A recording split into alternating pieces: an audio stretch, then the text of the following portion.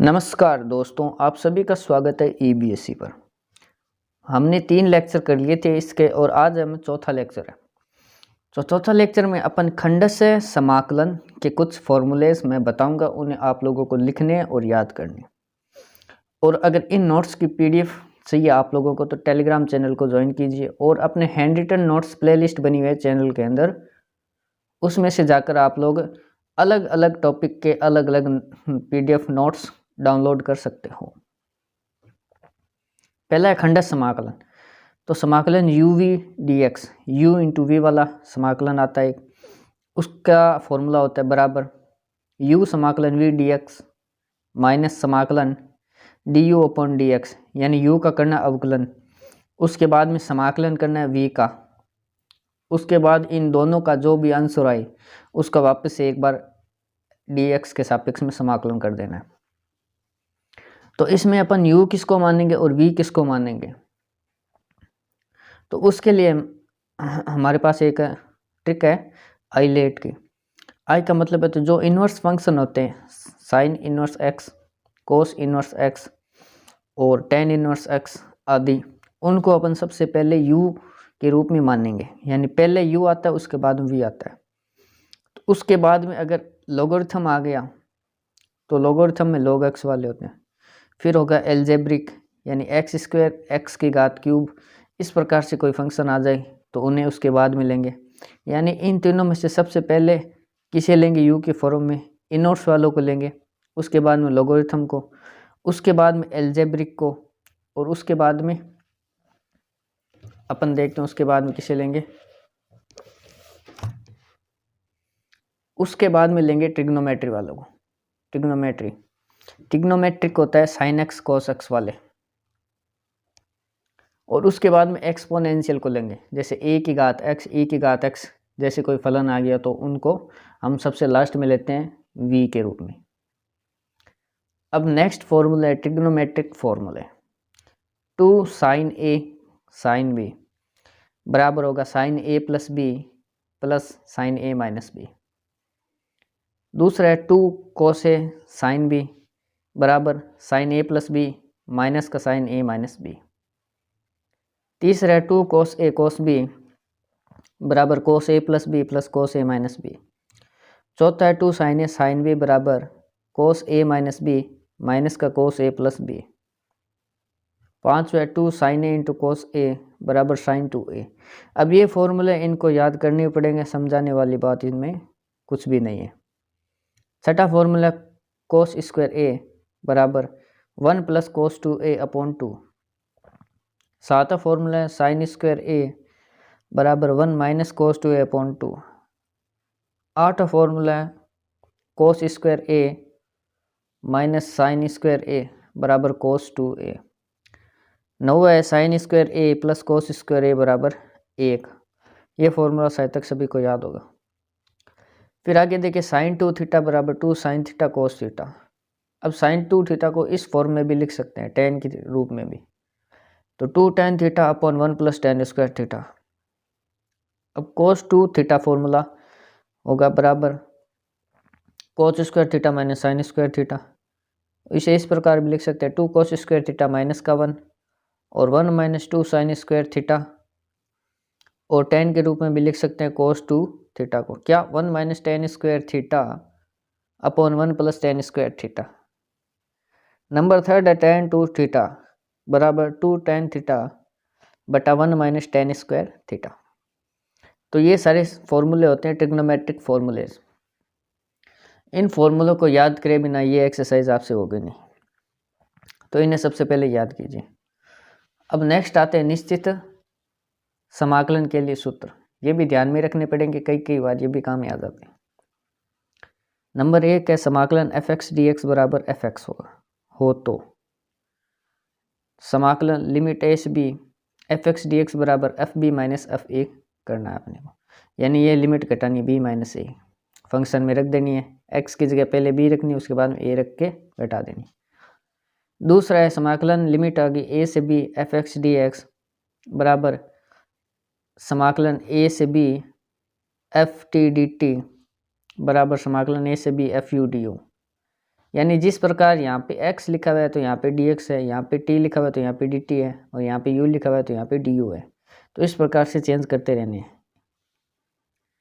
Third है समाकलन limit a to b f g x g dash x d x बराबर होगा समाकलन g a g b f t d T.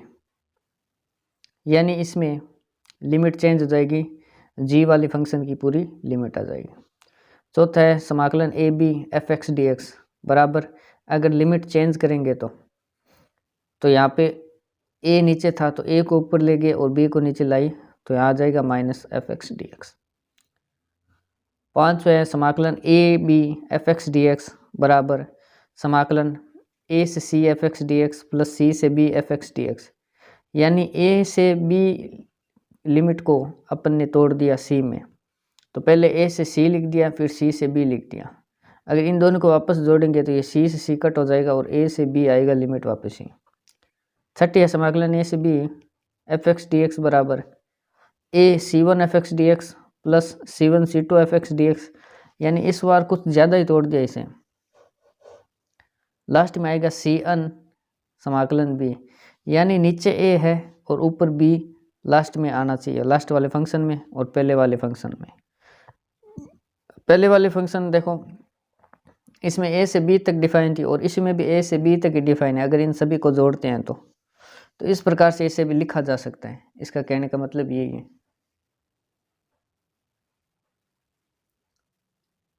अब देखिए सातवां फॉर्मूला कहता है कि समाकलन ए से b f x d x बराबर समाकलन लिमिट ए से b f a plus b minus x d x भी लिख सकते हैं इसे। यानी ये फॉर्मूला होता है, इन दोनों लिमिटों को जोड़ के और एक्स में से घटा के लिख सकते हैं। आठवां देखिए समाकलन माइनस का ए से a F x d x बराबर, इसके दो रूप होंगे। एक तो टू समाकलन जीरो से a F x d x, यदि एफ माइनस एक्स बराबर एफ एक्स अर्थात एफ एक्स सम हो, यानी सम होने की कंडीशन है कि एक्स में माइनस एक्स रखे और वापस वो फंक्शन एफ एक्स में आ जाए, प्लस में आ जाए, तो वो सम होगा। सम होगा तो ये वाली कंडीशन लगेगी। और अगर विषम होगा यानी एफ में माइनस एक्स रखा और माइनस का एफ एक्स आ गया अर्थात एफ एक्स विषम है, विषम है तो क्या होगा, इसका मान आएगा जीरो। समझ गए? अब इनको मैं थोड़ा थोड़ा समझा रहा हूँ, बाकी और याद करने लायक ये है। नवा है समाकलन माइनस ए से a F x d x बराबर जीरो से a F x plus F of minus x d x करना है। 10वां है जीरो से अगर 2a आ जाए limit F x d x की तो उसे करना है बराबर जीरो से a F x plus F 2a minus x into D x. ठीक है। 11वां है जीरो से 2a F x d x बराबर, इसके भी दो रूप होंगे। जैसे देखिए एक तो आएगा 2 लिमिट आएगी जीरो से ए समाकलन एफ एक्स डी एक्स, एक आएगा जीरो। अब ये क्यों आएगा ऊपर वाला, यदि एफ 2a माइनस एक्स बराबर एफ एक्स आ जाए वापस, यदि फंक्शन में 2a माइनस एक्स रखे और वापस वो फंक्शन ही मिल जाए तो ये वाली कंडीशन लगानी। अगर फंक्शन में 2a माइनस एक्स रखे और वापस वो फंक्शन का नेगेटिव आए, यानी उस फंक्शन के आगे कुछ नेगेटिव आई, तो उसका मतलब है कि उसका मान जीरो आएगा।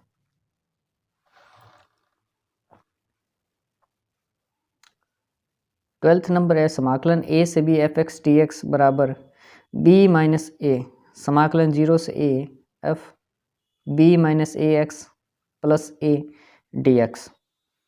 13वां समाकलन ए से b f x d x बराबर जीरो और ये दो आ गए वापस, तो जीरो क्यों आएगा, और ये वाला 2 लिमिट लगेगी जीरो से ए प्लस बी अपॉन 2 की एफ एक्स डी एक्स पर।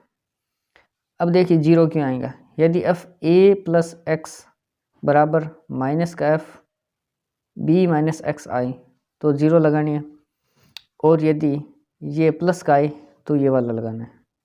ठीक है, ये फॉर्मूले याद करने लायक है, अगर इन्हें समझाने लगे तो कोर्स नहीं होगा। अब गामा फॉर्मूले, जीरो से पाई बाई 2 साइन की पावर एम थीटा कोस की power n theta d theta बराबर m-1 m-3 फिर n-1 और n-3 अपॉन में m+n ब्रैकेट m+n-2 एस सून इनटू क्या करना है, ऊपर वाले में करना है π/2 यानी m बराबर n बराबर इवन आना चाहिए और या a करनी है इंटू दोनों में से a करनी है। ठीक है, अब दूसरा फॉर्मूला देखिए, समाकलन साइन हाइपरबोला x dx बराबर कोस हाइपरबोला x आता है। कोस हाइपरबोला x dx का समाकलन साइन हाइपरबोला x आता है। Sec hyperbola square x dx बराबर ten hyperbola x, cosec hyperbola square x dx बराबर माइनस का कोट हाइपरबोला x आता है। अब नेक्स्ट देखिए 2-4 फॉर्मूले, उसके बाद में अपन पहला चैप्टर स्टार्ट कर देंगे। अगला है sec hyperbola x into ten hyperbola x dx बराबर आएगा, इनका समाकलन आएगा माइनस का सेक हाइपरबोला x, समाकलन cosec hyperbola x cot hyperbola x dx बराबर आएगा माइनस का कोसेक हाइपरबोला x। नंबर 3 पे आता है समाकलन e की power ax sine bx into dx, तो इसका समाकलन का रिजल्ट आएगा e की power ax upon a square plus b square bracket a sine bx minus b cos bx। एक होगा समाकलन e की power ax cos bx dx, तो e की power ax upon a square plus b square same आएगा, bracket के अंदर होगा a cos bx plus b sine bx। ठीक है, ये दोनों आगे पीछे और प्लस का साइन बीच में आएगा। तो इस प्रकार से होते हैं हमारे फॉर्मूलों का अंत। तो अब हम बढ़ते हैं यूनिट पहले के पहले चैप्टर की तरफ, जिसका नाम है प्रस्तावना, इंट्रोडक्शन।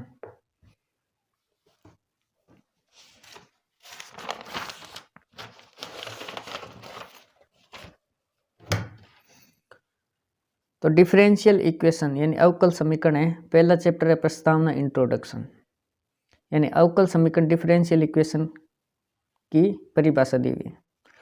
तो परिभाषा है कि जिन समीकरणों में स्वतंत्र परतंत्र, परतंत्र का मतलब होता है आश्रित यानी किसी पे डिपेंडेंट हो, और स्वतंत्र का मतलब होता है आजाद, आजाद परिंदा।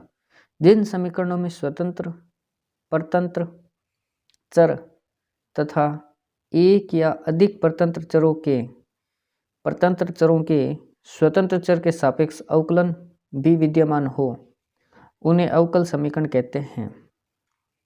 यानी dy/dx में एग्जाम्पल देखिए, dy/dx में y क्या है, परतंत्र चर है, y परतंत्र है मतलब ये स्वतंत्र नहीं है। स्वतंत्र कौन सा है, x है, x स्वतंत्र है, क्योंकि x dy/dx के हिसाब से इसका अवकलन होगा y का, तो y स्वतंत्र तो रहा नहीं, इसका मतलब है कि ये परतंत्र है, किसी पे आश्रित है। आश्रित किस पे, x पे आश्रित है, तो इसलिए x हो गया स्वतंत्र और y हो गया परतंत्र यानी आश्रित।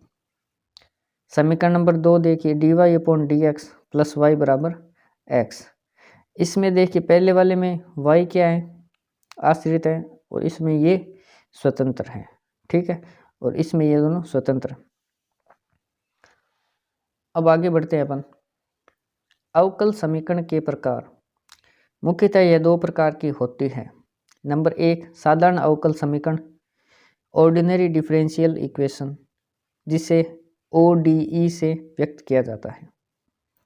नंबर 2 होगा आंशिक अवकल समीकरण यानी पार्शियल डिफरेंशियल इक्वेशन, जिसे PDE द्वारा लिख सकते हैं अपन।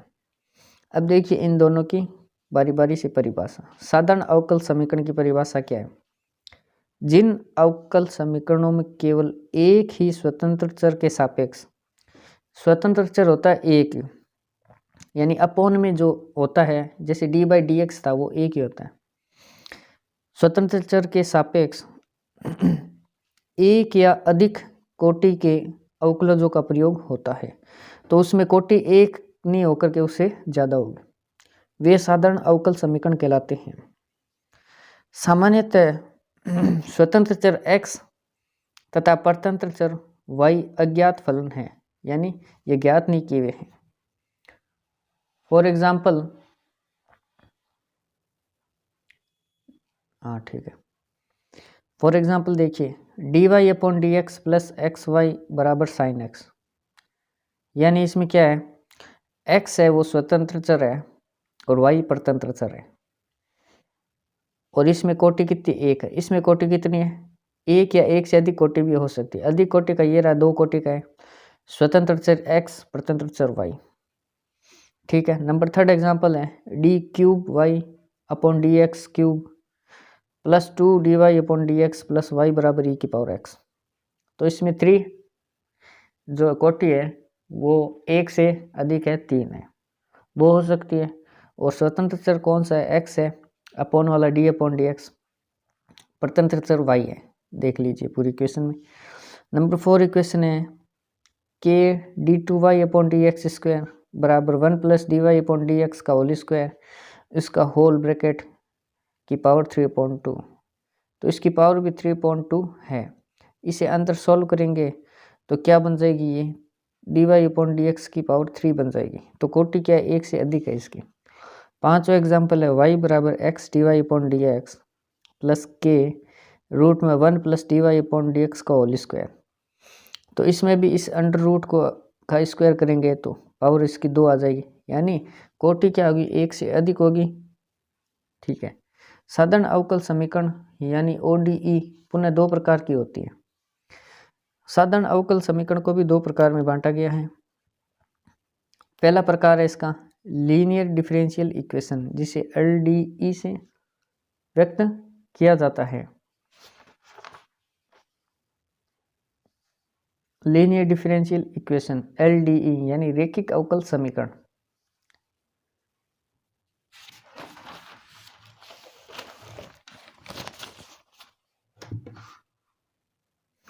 और दूसरा है non linear differential equation NLDE यानी अरैखिक आंशिक अवकल समीकरण। आंशिक अवकल समीकरण दो प्रकार की होती है। तो पहला लीनियर डिफरेंशियल इक्वेशन रैखिक अवकल समीकरण, ऐसी अवकल समीकरण जिसमें परतंत्र चर और उसके सभी अवकलज, परतंत्र चर यानी जो स्वतंत्र नहीं था वो परतंत्र है, और उसके सभी अवकलज केवल प्रथम घात के हो तथा परतंत्र चर एवं उसके अवकलजों का गुणनफल विद्यमान नहीं हो, वह रैखिक अवकल समीकरण कहलाती है। इसमें ये दो चीज़ बोल रहे हैं। पहली चीज़ है कि वो परतंत्र चर की घात 1 होनी चाहिए और उनका गुणनफल विद्यमान नहीं होना चाहिए। उदाहरण में देखिए d Y upon D x, इसमें पहले बताइए परतंत्र चर कौन सा है, वाई है परतंत्र चर, स्वतंत्र चर है एक्स। तो वाई का घात होनी चाहिए 1 और उसका गुणनफल विद्यमान नहीं होना चाहिए, जैसे y इंटू डी वाई नहीं होना चाहिए। तो d Y upon D x है plus x cube into y. अब y की गुणा तो हो रही है लेकिन एक्स क्यूब से हो रही है, ये स्वतंत्र चर है, परतंत्र चर के साथ गुणा नहीं होनी चाहिए। बराबर एक्स स्क्वायर ई की पावर एक्स, यानी पावर इसमें होगी 1, यानी घात इसकी पूरी इक्वेशन की 1 हो गई। डी वाई की घात 1 है। ठीक है, समझ गए। नेक्स्ट चलते हैं नॉन लीनियर डिफरेंशियल इक्वेशन अरैखिक अवकल समीकरण। जो अवकल समीकरण रैखिक नहीं होते हों वे अरैखिक अवकल समीकरण कहलाते हैं। रैखिक की कंडीशन थी कि परतंत्र चर की घात 1 होनी चाहिए और उनका गुणनफल विद्यमान नहीं होना चाहिए। अब परतंत्र चर की घात बढ़ा दें तो वो क्या बन जाएगी, अरैखिक अवकल समीकरण। और क्या होगा, अगर उन दोनों का गुणनफल भी विद्यमान हो तो वो क्या हो जाएगा, अरैखिक अवकल समीकरण। पहली इक्वेशन देखिए y d Y upon D x plus x square बराबर साइन एक्स है। तो इसमें परतंत्र चर है वाई का देखिए डी वाई का वाई के साथ गुणा है, उन दोनों का गुणनफल हो गया परतंत्र चर का। तो ये रैखिक समीकरण नहीं होगी, अरैखिक अवकल समीकरण होगी। Number 2 d two y upon D x square plus x square d Y upon D x plus 4xy बराबर एक्स साइन एक्स। इसमें देखिए परतंत्र चर कौन सा है, वाई है, और स्वतंत्र चर है एक्स, लेकिन वाई की घात 2 है जो कि नहीं होनी चाहिए थी, इसलिए ये अरैखिक अवकल समीकरण है। नंबर थर्ड एग्जाम्पल है d2y/dx² plus dy/dx plus y² बराबर e⁻x। तो इसमें परतंत्र चर y है और स्वतंत्र चर है x, लेकिन परतंत्र चर की घात कितनी है? 2 है। इसका मतलब है कि ये अरैखिक अवकल समीकरण है।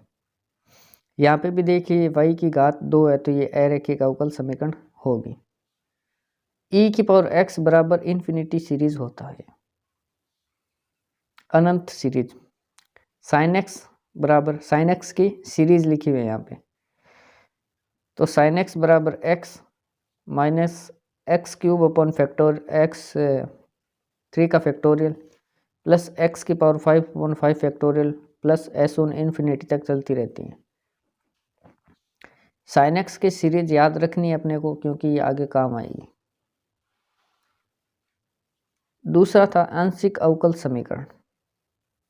आंशिक अवकल समीकरण था, अब देखिए जिन अवकल समीकरणों में 2 या अधिक स्वतंत्र चरों के सापेक्ष, स्वतंत्र चर 2 या 2 से अधिक होंगे, सापेक्ष एक या अधिक क्रम अवकलजों का प्रयोग होता है, वे आंशिक अवकल समीकरण कहलाते हैं।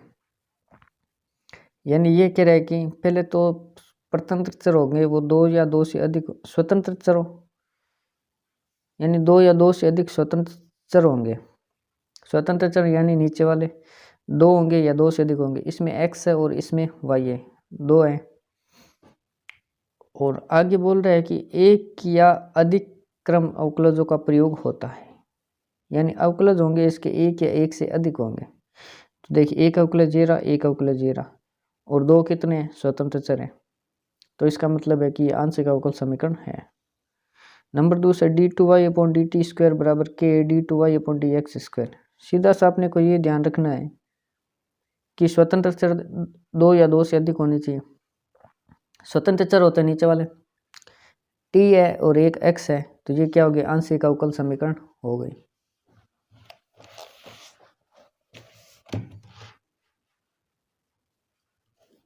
Order of a differential equation, अवकल समीकरण की कोटि। तो अवकल समीकरण में विद्यमान उच्चतम अवकलजों की कोटि ही उस समीकरण की कोटि कहलाती है। यानी अवकल जो समीकरण दे रखी होगी, कोटि किसे बोलेंगे? उच्चतम अवकलजों की कोटि होगी, यानी उच्चतम अवकलजों की कोटि होगी। कितनी बार अवकलज किए हुए हैं? जैसे dy/dx, d2y/dx, d3y/dx³, तो उनकी कोटि होगी, वही क्या होगी? उस अवकल समीकरण की कोटि होगी। For example x(1 - x dy/dx plus xy बराबर x sin x। अब देखिए इसमें अवकलज कितने हैं? एक ही dy/dx, एक ही अवकलज किया हुआ है, और इसकी कोटि कितनी है? एक है, तो इसका मतलब है कि इस समीकरण की कोटि भी एक होगी। नंबर दूसरे एग्जाम्पल है y d2y/dx² plus x² dy/dx plus 2y बराबर e⁻x प्लस sin x। अब देखिए इसमें कोटि कितनी होगी? पहले देखिए अवकलज कितने हैं? इसमें 2 अवकलज है। पहला है d2y/dx², दूसरा dy/dx। उच्चतम अवकलज कौन सा है? d2 वाला है, तो इसकी समीकरण की कोटि होगी 2, क्योंकि इसकी उच्चतम अवकलज की कोटि कितनी है? 2 है, तो समीकरण की कोटि भी 2 होगी। नंबर थर्ड एग्जाम्पल है dy/dx बराबर 0। ऐसी अगर कोई समीकरण दे रखी हो तो उसकी कोटि कितनी होगी? इसकी कोटि है, अवकलज कौन सा उच्चतम अवकलज? यही है dy/dx। इसकी कोटि खुद की कितनी है? अवकलज की 1 है, तो इसका मतलब है कि समीकरण की कोटि भी 1 होगी। समझे? Degree of a differential equation, अवकल समीकरण की घात, वो तो होगी कोटि की बात।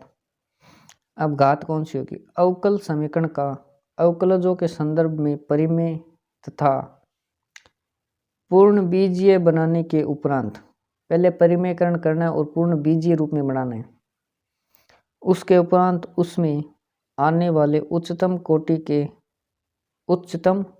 के अवकलज ही अवकलज की उच्चतम कोटि के अवकलज की घात ही उस समीकरण की घात है। यानी जो उच्चतम कोटि के अवकलज होंगे जैसे ये है तो उसकी घात ही उस समीकरण की घात होगी। पहले क्या करना है, उसे पूर्ण बीजीय रूप में बनाना है। उदाहरण के लिए नंबर 1 एग्जाम्पल है x d Y upon D x whole bracket square plus y d Y upon D x minus 3y बराबर 0। उच्चतम अवकलज कौन सा है? उच्चतम कोटि का अवकलज d Y upon D x के ऊपर 2 लगा हुआ है तो यही होगा उच्चतम। यहाँ पे तो 1 है तो इसकी कोटि कितनी है? 2 है तो वही इस समीकरण की घात होगी। पर शर्त यह है कि पहले इसे पूर्ण बीजीय रूप में बनाना है और परिमेयकरण करना है इसका पूरा, अगर सॉल्व नहीं है तो। अब देखिए ये आगे जैसे d two y upon D x square plus 1 plus d Y upon D x का होल स्क्वायर का ब्रैकेट होल स्क्वायर 3/2 बराबर 0। अब ये पूरी सॉल्व की हुई नहीं है, इसका परिमेय करेंगे या इसको पूर्ण बीजीय बनाएंगे। बीजीय बनाने के लिए इस 3/2 को अंदर मल्टीप्लाई कराना होगा या इस 3/2 का स्क्वायर कर देंगे तो ये 2 से 2 कट हो जाएगा। तो हम करते हैं स्क्वायर करते हैं तो इसका भी स्क्वायर होगा। अब इस पूरे ब्रैकेट का स्क्वायर होगा तो 2 से 2 कट जाएगा, बचेगा 3 बच गया। अब ये समीकरण पूरी इजी हो गई तो इसमें देखिए कि उच्चतम कोटि की अवकलज कौन सा है? उच्चतम कोटि का अवकलज एक अवकलज है d Y upon D x, इसकी घात है 2। एक अवकलज है d two y upon D x square, इसकी घात भी है 2। लेकिन इन दोनों में उच्चतम कोटि का कौन सा है? इसकी कोटि तो 1 ही है और इसकी कोटि 2 है। अंदर देखिए 2 है तो 2 है, जिसकी अधिकतम उच्चतम कोटि होगी उसी की घात ही इस समीकरण की घात होगी। यानी इसकी घात 2 है तो इस पूरे समीकरण की घात भी 2 होगी। और कोटि कितनी होगी? कोटि भी इसकी 2 है तो इसकी भी 2 होगी। समझे? नेक्स्ट एग्जाम्पल देखिए वाई डबल डैश का मतलब है 2 बार अवकलज किया हुआ बराबर रूट में 1 प्लस वाई डैश। अब देखिए इस रूट को मिटाने के लिए पूरी समीकरण का स्क्वायर करेंगे तो वाई डबल डैश का स्क्वायर बराबर 1 प्लस वाई डैश, यहाँ पे बच जाएगा 1। तो अब देखिए अधिकतम अवकलज कहाँ पे किया हुआ है? उच्चतम अवकलज। यहाँ पे वाई डैश का मतलब एक बार अवकलन किया हुआ d Y upon D x, और यहाँ पे वाई डबल डैश है, इसका मतलब है कि 2 बार अवकलन किया हुआ। तो यहाँ पे d two y upon D x square, तो उच्चतम अवकलज यहाँ पे किया हुआ है तो इसकी घात कितनी है? 2 है तो यही समीकरण की घात होगी 2। और इसकी कोटि कितनी है उच्चतम अवकलज की? 2 है तो यही कोटि समीकरण की भी होगी। चौथा एग्जाम्पल है y double dash bracket minus का 3/2 बराबर 0। अब इस पूरी समीकरण का स्क्वायर करेंगे क्योंकि इस नीचे वाले 2 को हटाना है। तो स्क्वायर करेंगे तो वाई डबल डैश की पावर आ जाएगी -3 बराबर 0। तो इसका मतलब उच्चतम अवकलज है वाई डबल डैश और इसकी घात है -3 तो इस समीकरण की पूरी की घात भी -3 ही होगी। समझ गए? अब चलते हैं नेक्स्ट 5वें में।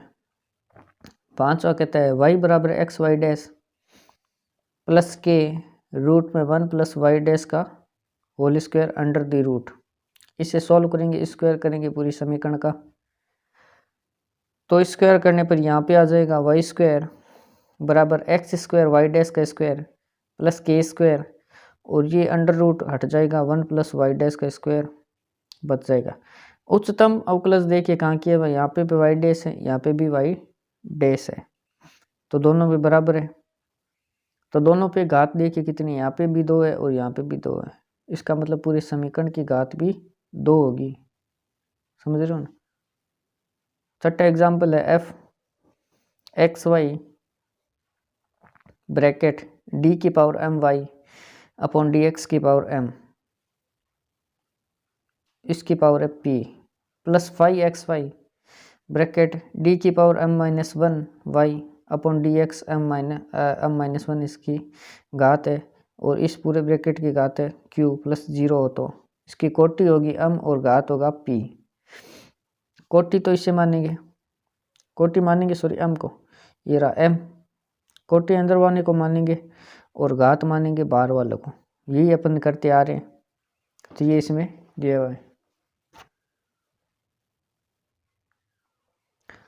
नेक्स्ट है सिंगुलर सॉल्यूशन यानी विचित्र हल, जिसे डबल एस से भी प्रदर्शित कर सकते हैं।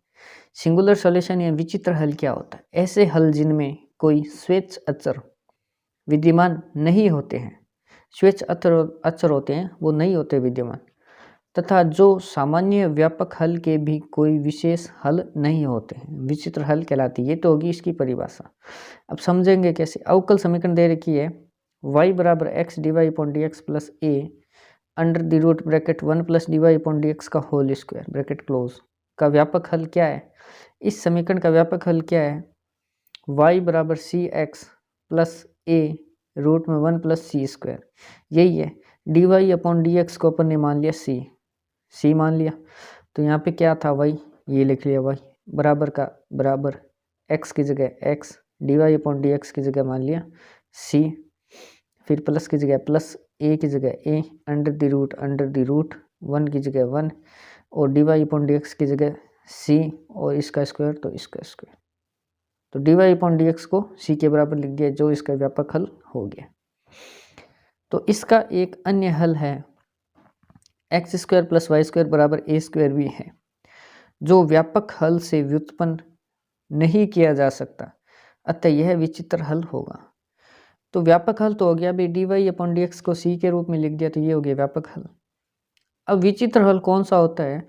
विचित्र हल ये है x square plus y square बराबर ए स्क्वायर होता है, जो कि व्यापक हल से ज्ञात नहीं किया जा सकता, ये विचित्र हल होता है। इसे ज्ञात करने की एक अलग मेथड होता है, तो ये होता है विचित्र हल, समझ रहे हो। अब नेक्स्ट चलते हैं अपन solution of a differential equation यानी अवकल समीकरण का हल। अवकल समीकरण को कैसे हल करेंगे? समीकरण में प्रयुक्त अज्ञात फलन होंगे, चाहे वो आश्रित तथा स्वतंत्र चरों में संबंध हो।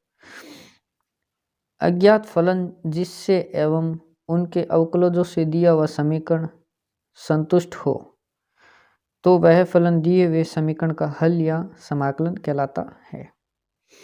ये तो होगी इसकी परिभाषा। उदाहरण के लिए देखिए अवकल समीकरण को कैसे हल करेंगे। D Y upon D x minus का 3y बराबर 0 का हल है y बराबर सी ई की घात 3x है, जो समीकरण को संतुष्ट करता है। यानी y की जगह अपन सी ई की घात 3x रखेंगे इस समीकरण में, और उसके बाद उसे सोल्व करेंगे तो ये बराबर आएगा और इस वाला भाग भी बराबर आएगा, तो ये संतुष्ट करेगी। तो इसका मतलब है कि यह अवकल समीकरण है। दूसरा x square plus 2x plus 1 बराबर 0। अब इसमें x की जगह ऐसे कौन सी वैल्यूज रखें कि लेफ्ट हैंड साइड 0 हो जाए और राइट हैंड साइड भी 0 हो जाए।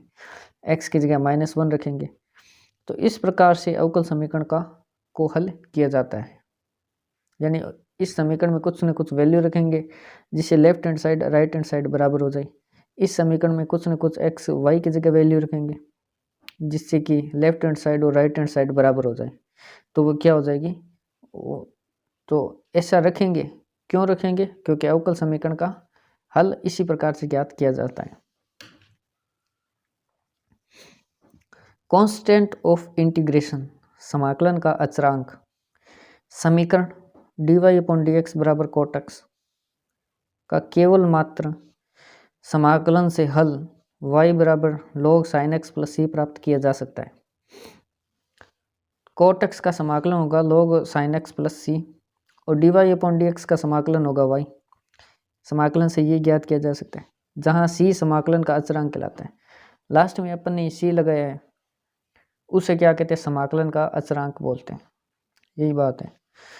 समाकलन dy अपॉन dx बराबर समाकलन cot x, तो dy अपॉन dx का समाकलन आएगा y और cot x का आएगा log sin x, लेकिन ये प्लस में जो c लगाया है उसे विशेष तौर पर अचरांक बोलते हैं।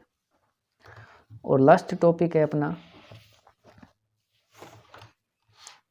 दो टॉपिक और है। फॉर्मेशन ऑफ डिफरेंशियल इक्वेशन, अवकल समीकरण का निर्माण कैसे होता है? मान लिया फाई एक फलन है उसमें एक्स वाई और d Y upon D x बराबर 0 दे रखे हैं।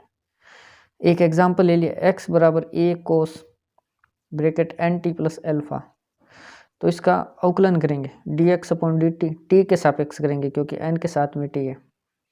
D x upon d t बराबर कोस एक्स का कितना होगा, साइन एक्स की जगह एन टी प्लस एल्फा है तो एन टी प्लस एल्फा, फिर एन टी का करेंगे सिर्फ एन आएगा और माइनस का आएगा क्योंकि माइनस का साइन होता है।